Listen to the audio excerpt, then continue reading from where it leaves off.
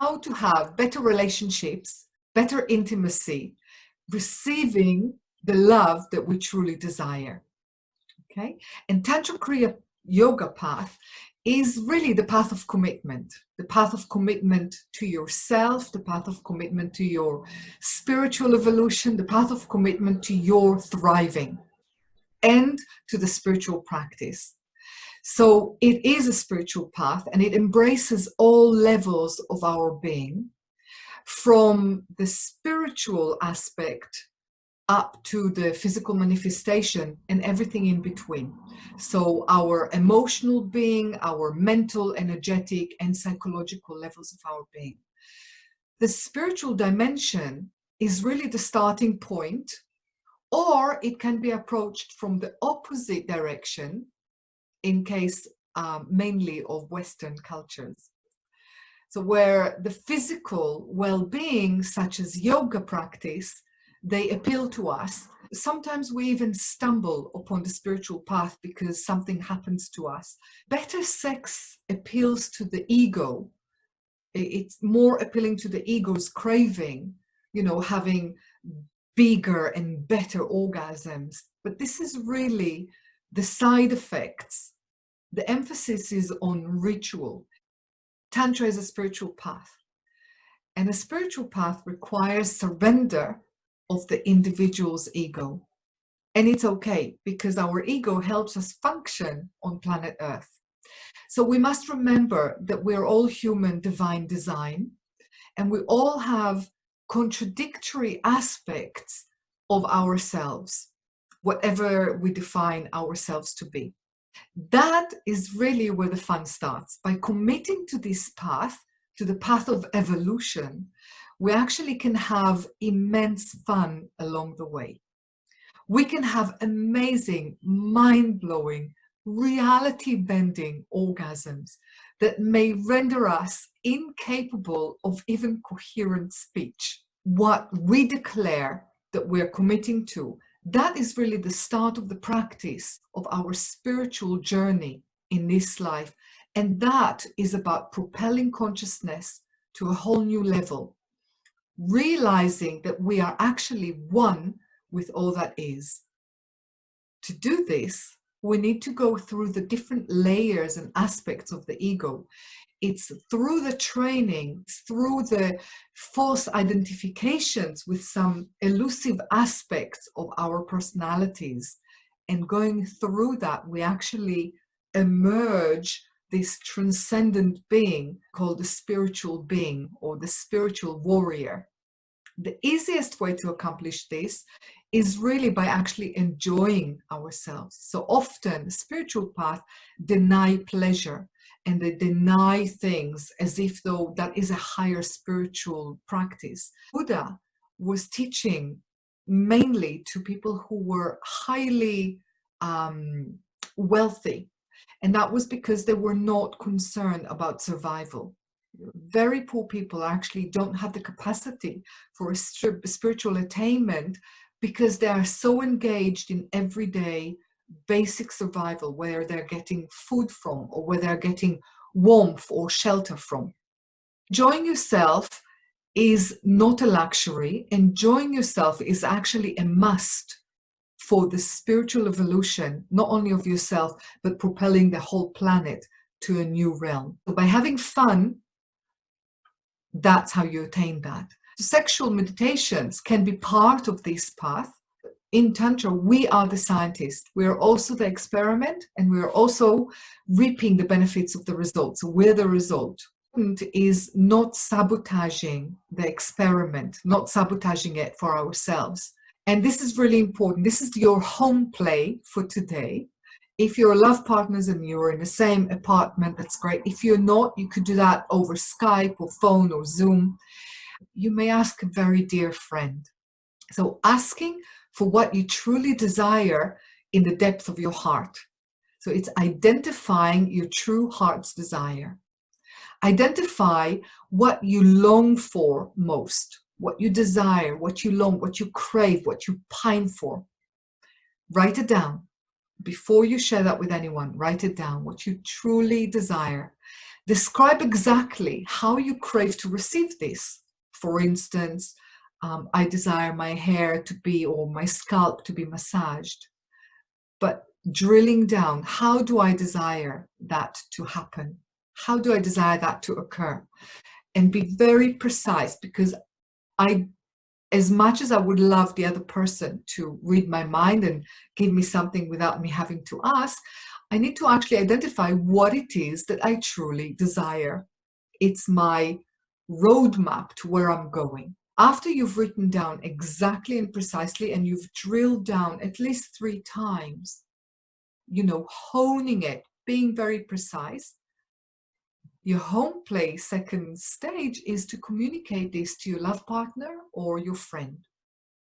And then your third part is to observe. You become the observer as well. You observe how easy or how challenging is it to actually communicate, or even how challenging it is to identify what it is you truly desire.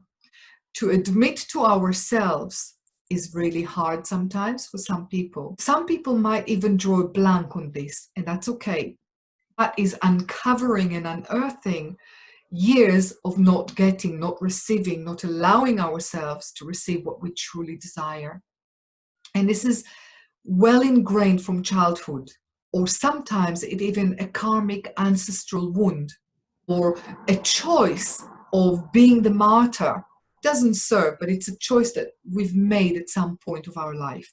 And the choices that we make, or the reasons that we give, the justifications, and also how we withhold communication, how withhold being honest with ourselves and with our love partners and with the people that we most love, that ultimately backfires, and we starve ourselves from truly living the life that we so yearn and pine to be. Okay, and the truth is that this moment is the only moment. This is it. We don't know what's going to happen in the next moment. We often overcompensate, indulging our addictions, indulging in substances, food, instead of actually receiving the pleasure that we want. So often we feed our upper yoni and we starve our lower mouths. But the nature of desire, because meditating on the nature of desire shows us the elusive nature of desire. Okay, so that is a whole meditation on itself. And so we identify what is, we drill through, and we go through the different layers of what is it we truly desire. Oh yes, I desire more dresses, I desire more of this, I desire, but actually the true heart desire is I desire to feel loved, or I desire to, like that. And ultimately, whatever we desire to receive from the other, truly and honestly, we have to allow ourselves to receive it.